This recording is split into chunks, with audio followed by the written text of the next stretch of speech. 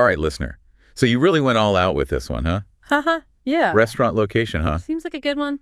I mean, we've got research papers, articles, personal anecdotes. I think I even saw a few forum threads in there. Wow, you really did your homework. The listener always does, and you know me, always down for a good deep dive. Me too. So let's get into it. All right. So much to uncover today, so much to think about, and whether you are just daydreaming about opening your own place or you're literally about to sign a lease, this is going to be jam-packed with info you do not want to miss. Absolutely. All right, so let's jump right in.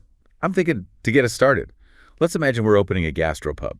Okay, I like it. Focus on craft beer and locally sourced ingredients, the whole shebang. Yeah. What jumps out at you from all these sources? Well, one thing that's really fascinating is how much emphasis every single one of these sources puts on location. Yeah. I mean, they all agree it can make or break your restaurant. And it's not just about finding a spot with a ton of foot traffic.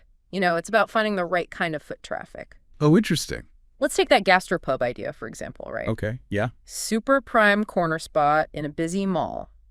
Tons of people walking by sounds good in theory, right? Yeah, tons of potential customers right there. But think about it. Okay. You're probably paying 3 times the rent of a quieter side street. Oh, for sure. Do you really need to sell that many more burgers and beers to make that worthwhile? That's a really good point. Something to think about. Yeah, wow. So it's not just about chasing the crowds. It's about making sure your location actually aligns with your concept. Exactly. The Miniville article really dives into this whole idea. Yeah. They talk about matching the atmosphere of the neighborhood to the restaurant's theme. Right. So for our gastropub example, Yeah. we'd probably want a spot that's already got a bit of a foodie vibe going on. Right. Maybe even a little bit artsy, not just a place where people are grabbing a quick bite on the go. Exactly. You want to create an experience. Yeah. Think about our gastropub nestled among, some art galleries, independent bookstores. Maybe there's even a local brewery nearby. Oh, yeah. That kind of atmosphere is going to draw in people who already appreciate those things. Craft beer, locally sourced food. Yeah, they're already primed for that kind of experience. Exactly. Okay, so atmosphere checked. What's next? But now we've got to think about the more practical side of things. Yeah. This report from the Restaurant Business Association, Yeah. they really stress the importance of understanding your demographics. Oh, absolutely. And it's not just about who lives in the area, it's about who's actually dining there. Right. So for our gastropub, we need to think about, age, income, lifestyle, all that stuff. Do they appreciate craft beer? Are they into the farm-to-table movement? We can't just assume everyone is. Yeah, and what I found really interesting is that this report goes even deeper into demographics. Like, they talk about dining habits, too. Are people in this area looking for a quick lunch, or are they looking for a more, a casual dinner with friends or even a special occasion place? That's a really good point. Our gastropub is probably not going to thrive in an area known for just quick grab-and-go meals, right? We need folks who are going to want to linger over a craft beer savor, that locally sourced burger. Yeah, really enjoy the experience. Exactly. Okay, so we've got our ideal customer in mind. Yeah. We've got the right atmosphere, but then there's the actual space itself. Right. And I remember one article really hammering home the point that we need to consider how much square footage we actually need. Yeah. For the dining area, the kitchen size storage, all that. All the behind-the-scenes stuff. Yeah. Did any of these sources mention specific recommendations for a gastropub in terms of square footage? Or is that something we need to research further? They didn't have specific numbers for gastropubs, but a lot of them stress the importance of aligning your space requirements with your menu and your service style. Oh, okay. That makes sense. So if we're doing made-from-scratch dishes and a variety of craft beers on tap, we're going to need a decent-sized kitchen. For sure. Ample storage for ingredients and kegs. Yeah. It's not just about cramming in as many tables as possible. Right. Got to have space to work. Exactly. You're right. Efficiency over seating capacity. For sure. Our gastropub needs to hum like a well-oiled machine, both front of house and behind the scenes. I like that. All right, listener. I hope you're taking notes because this is just the tip of the iceberg. We've laid the groundwork. Now it's time to explore different location types. What kind of neighborhoods did these sources highlight as potential hotspots for our gastropub? Well, first up, we've got those high-foot traffic zones, like those bustling shopping streets and entertainment districts. Oh, yeah. Sounds tempting, right? Oh, yeah, all those potential customers just strolling by. Right. But remember that pricey corner spot we talked about earlier? Oh, yeah. That's often the reality in these zones. Yeah, you're going to be paying a premium. And not only that, the competition is fierce. You're not just battling it out with other restaurants. You've got shops, bars, theaters. So many distractions. Right, so many things vying for people's attention and their dollars. Yeah. And remember, high foot traffic doesn't always mean the right customers. Oh, that's a good point. If it's a super trendy district, you might get a lot of tourists or people just looking for a quick bite before a show, not necessarily folks who appreciate a carefully crafted meal and a local brew. Yeah, they might not be in the mood to linger and savor. Exactly. Okay, so high foot traffic zones, maybe not the perfect fit for our gastropub. But what's next on our location tour? Well, the sources highlighted business districts as a pretty solid option. Okay. Especially for restaurants that are targeting that lunch crowd. Oh, yeah. Imagine our gastropub, right, nestled among these office buildings, Okay, yeah. catering to professionals seeking a quality meal and a break from the workday. All right, I see the appeal there. But would a gastropub, which often thrives on that more laid-back evening atmosphere, really be a good fit for a business district? That's a really good point. Wouldn't we miss out on that dinner rush and the late-night crowd?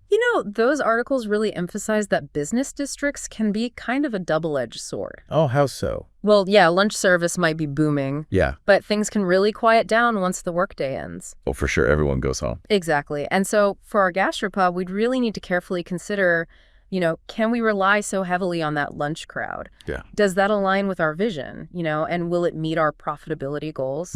Plus, those office workers, they might be more inclined to grab a quick sandwich or salad, not necessarily looking for that full-blown gastropub experience. Not a four-course meal with beer pairings. Right, exactly. You're making me think we need to dive deeper into this whole concept of aligning your location with your operating hours and your target customer behavior. Oh, absolutely. I'm already sensing there's so much nuance to this location game. Yeah, way more than meets the eye. All right, listener, we've explored bustling streets, the hustle and bustle of business districts. Now let's shift gears to a more relaxed setting, residential areas. Ah, yes, becoming a neighborhood staple. Yeah. The sources really paint a picture of our gastropub as, that gathering place for locals, a place where people come to unwind after work, connect with friends, savor a taste of the community. I love that becoming a part of the fabric of the neighborhood. Exactly. But what about foot traffic? Mm-hmm. These articles all stress the importance of visibility and accessibility. Right. Wouldn't a residential area, just by nature, have less foot traffic than those other zones we were talking about? Yeah, that's true. Foot traffic is definitely a key consideration. In a residential area, you're relying more on those people who live within walking distance or who are specifically seeking out your gastropub. Yeah. So they already know about it. Exactly. Yeah. It's less about those impulse visits and more about building a reputation that really draws people in. So for our gastropub example, we'd need to think about, strategies to actually reach those local customers. Yeah, for sure. Maybe local partnerships, community events, a strong social media presence. It's a different game than just hoping people will stumble upon you. Exactly. It's about being a destination, not just a convenient option. Okay, so we've explored the potential of high foot traffic zones, business districts, residential areas. But listener, we're not done yet. There's one more location type that the sources highlighted as potentially ideal for our gastropub. Oh, really? Tourist hotspots. Ah, yes, capturing those vacation dollars. I like it. Imagine our gastropub, nestled among landmarks, museums, popular attractions, drawing in visitors eager to experience that local flavor. Okay, I can feel the energy, the excitement. Right. Tourists are always looking for unique experiences, and our locally sourced, craft beer-focused gastropub could definitely fit the bill. Absolutely. But then there's the issue of seasonality, right? These sources mentioned that relying too heavily on tourists can be risky, especially in areas with those distinct peak seasons. Well, for sure. So what happens when the tourists go home? That's the million-dollar question. Yeah. A restaurant that's packed during tourist season might be a ghost town during the off-season. Oh, wow. So for our gastropub, we'd really need to think about, okay, can we sustain profitability year-round? Yeah. Even with those fluctuations in customer flow. And can we appeal to locals as well as tourists? Exactly. You want to make sure your concept is appealing to both. All right, so tourist hotspots definitely come with their own set of challenges. For sure. It seems like no matter where we go, there are trade-offs to consider. Yeah. That's the reality of it. We've gotten a good feel for those broad location types, but what about those finer details that can make or break a spot? Yeah, those are important. Sources mentioned things like parking visibility, even being close to your competitors.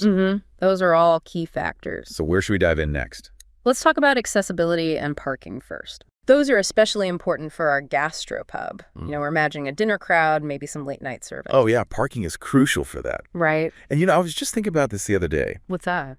I remember being so excited to try this new gastropub, Yeah. but I was circling the block for like 20 minutes trying to find parking. Oh, no. And I just gave up. I've been there. Yeah, it was really disappointing. I feel you. It really left a bad taste in my mouth, pun intended. Uh-huh. Right. It's a perfect example of how parking can just deter customers. Absolutely, even if they're dying to try your food. Yeah, exactly. These sources, they really stress the importance of considering parking availability, whether it's on-site, street parking nearby garages. Yeah. For our gastropub, we'd really need to factor that into our decision, especially if we're not in a super walkable area. Yeah. Okay, parking checked. What about visibility? I imagine that's super crucial, especially if we're not relying on that constant stream of foot traffic. Oh, for sure. One source even specifically called out corner locations Really? as being ideal for maximizing visibility. Oh, I see. Think about it. Our gastropub, warm lighting, inviting signage standing out on a corner, drawing people in. Yeah, it's like a beacon. Exactly. Okay, visibility check. Now, this next one is something I'm really curious to hear your take on. Some of these sources mentioned competitor proximity as a factor to consider. Oh, yeah. Isn't it generally a bad thing to be near similar restaurants? That's what you'd think, right? Yeah, like wouldn't that just increase competition? It's actually not as straightforward as you might think. Oh, really? How so? While some of the sources were cautioning against being too close to direct competitors, Yeah. others were actually suggesting that a cluster of similar restaurants can create a dining destination, Oh, interesting. drawing in more customers overall. Wait, so being your competitors could actually be a good thing. It could. I don't quite get that. Think about it this way. Okay. If someone's craving, a craft beer and a gourmet burger, They're more likely to head to an area that they know has several gastropubs. Oh, I see. They know they'll have options. Yeah. They can choose the one that best suits their taste and, atmosphere preference. Oh, so it's like creating a hub for a specific type of cuisine or experience? Exactly. Okay, but wouldn't that also make standing out even more important? Oh, absolutely. In that scenario, our gastropub would need a really strong, unique selling proposition.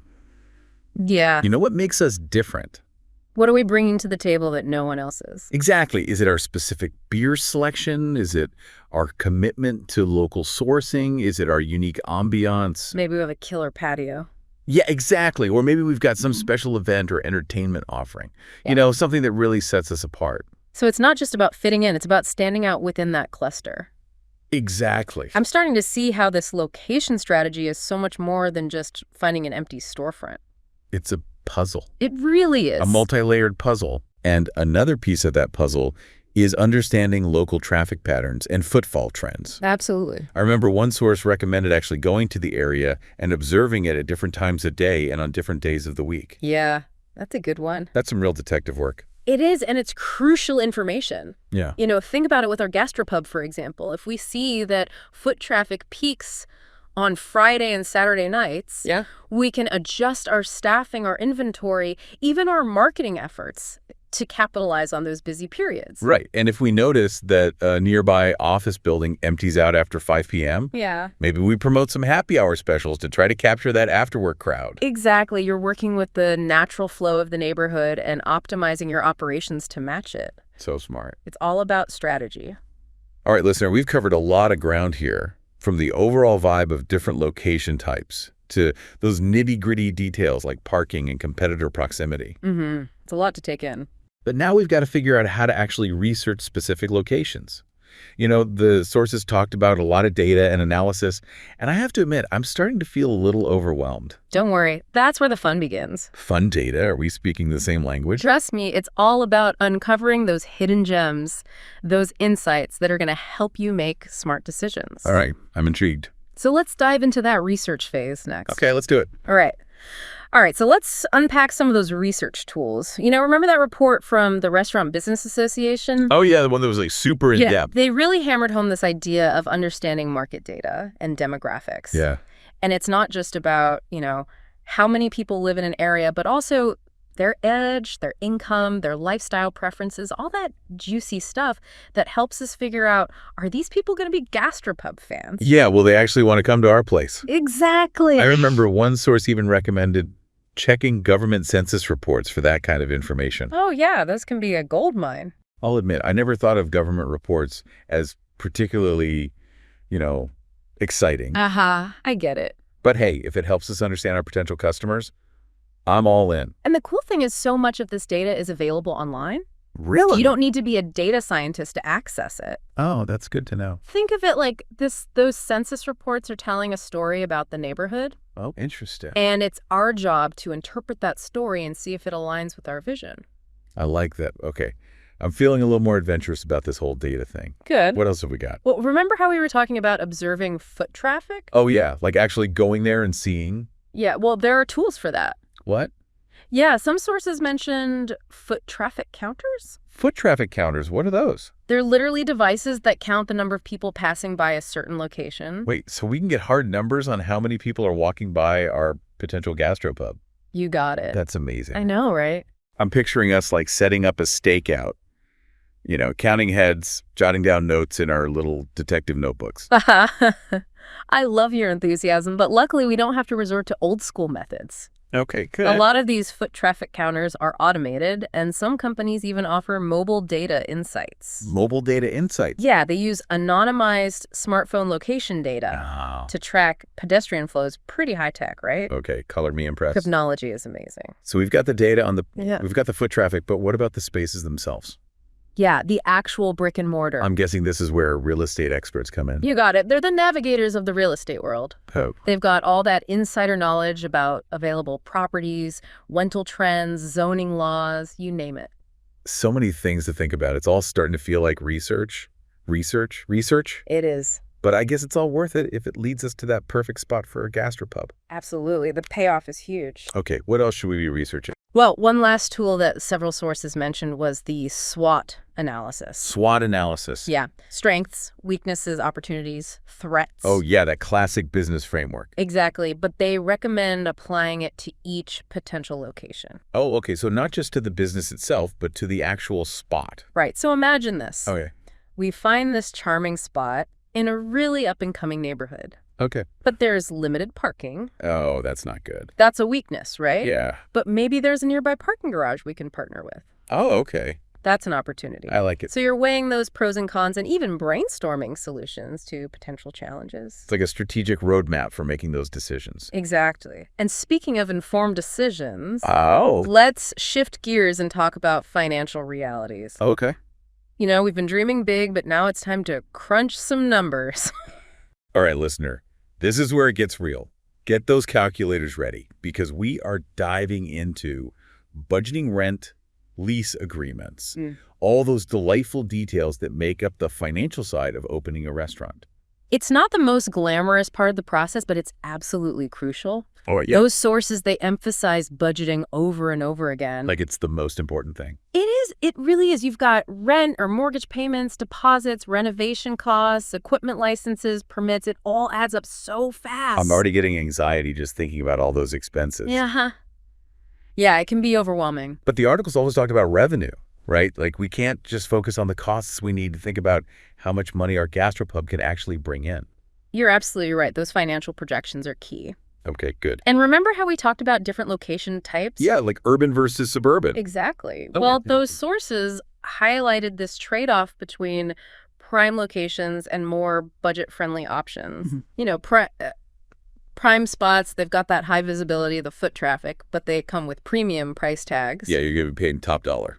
Exactly. So for our gastropub, if we go for that coveted corner spot in the trendy neighborhood, Yeah. we're shelling out a lot of money each month. You are, but the potential for revenue might be higher too. Oh, we're catching. More foot traffic, potentially higher sales.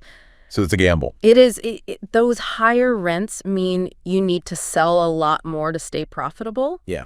A budget-friendly location might give you more breathing room financially, but then you might need to get more creative with marketing to attract customers. Yeah. It's all about finding that balance. Finding that sweet spot. Exactly. You don't want to be drowning in debt before you even open the doors. No, for sure. Not a good way to start.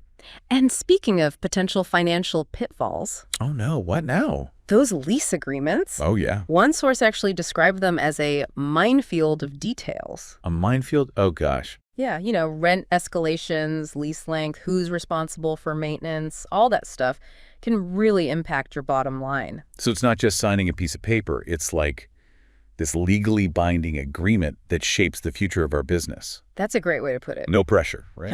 Right. No pressure at all. But those sources really stress the importance of carefully reviewing those lease terms, understanding all that fine print, Yeah.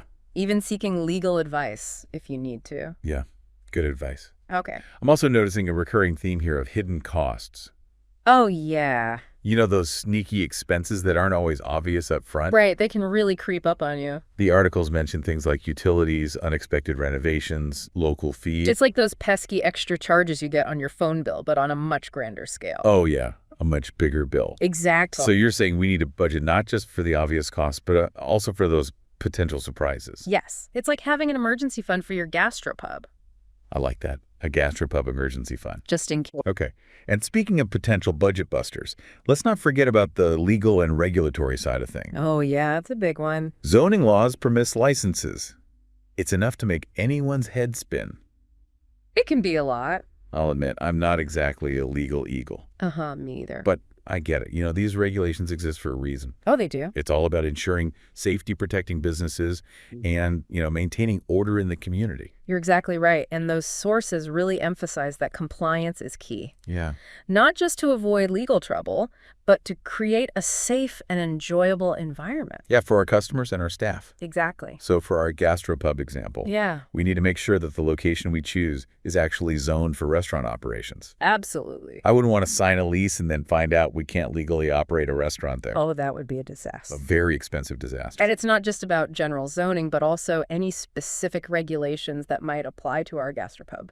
Oh, okay, like what kind of things? Well, some areas might have restrictions on outdoor seating, Yeah. noise levels, or even the types of alcohol licenses available. So many details. It's a lot to keep track of. So we need to be aware not just of those big picture zoning laws, Yeah. but also those finer details that could impact our specific operation. Exactly. And don't forget about health and safety regulations. Oh, right, of course. Kitchen layouts, ventilation systems, food handling practices, it all has to be up to code. Oh, for sure. We don't want to be known for any health violations. Haha, right.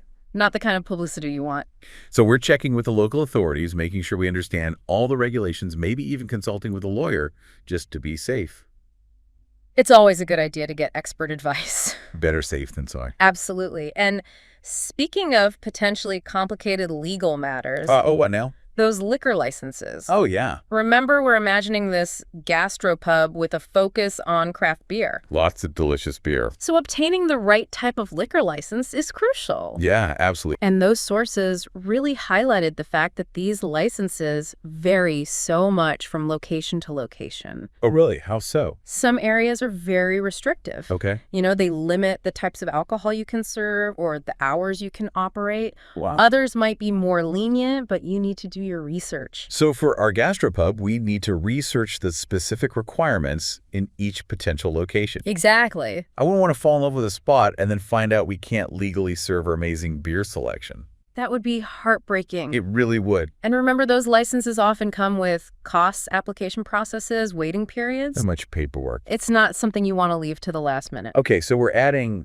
liquor license research to our very long to-do list. Uh-huh. Good idea. With all these legal and regulatory details, I'm really starting to see why those sources emphasize getting professional help. It's essential. Come It's on. not about becoming a legal expert yourself. It's about knowing when to seek out expert advice. A good lawyer can help you navigate all those complexities. Yeah, make sure you're in compliance. Exactly. And Yeah. even help you negotiate those lease terms to protect your interests. Okay, legal and regulatory hurdles cleared, but we're not operating in a vacuum, right? Right. What about those other restaurants out there? The competition? Ah, yes, the competitive landscape. How do we assess that and make sure our gastropub stands out? It's not about fearing the competition, it's about understanding it. Okay. And as some of those sources pointed out, even learning from it. Learning from the competition, I'm intrigued. Tell me more. Okay, well, before you can beat them, you need to understand them, right? Yeah, makes sense. So the sources recommend a little detective work. Okay. Check out their menus. Observe their service, soak in their ambiance. Okay. What are they doing well? Where are they falling short? So for our gastropub example, You we'd be have- scoping out the other gastropubs, the breweries, even those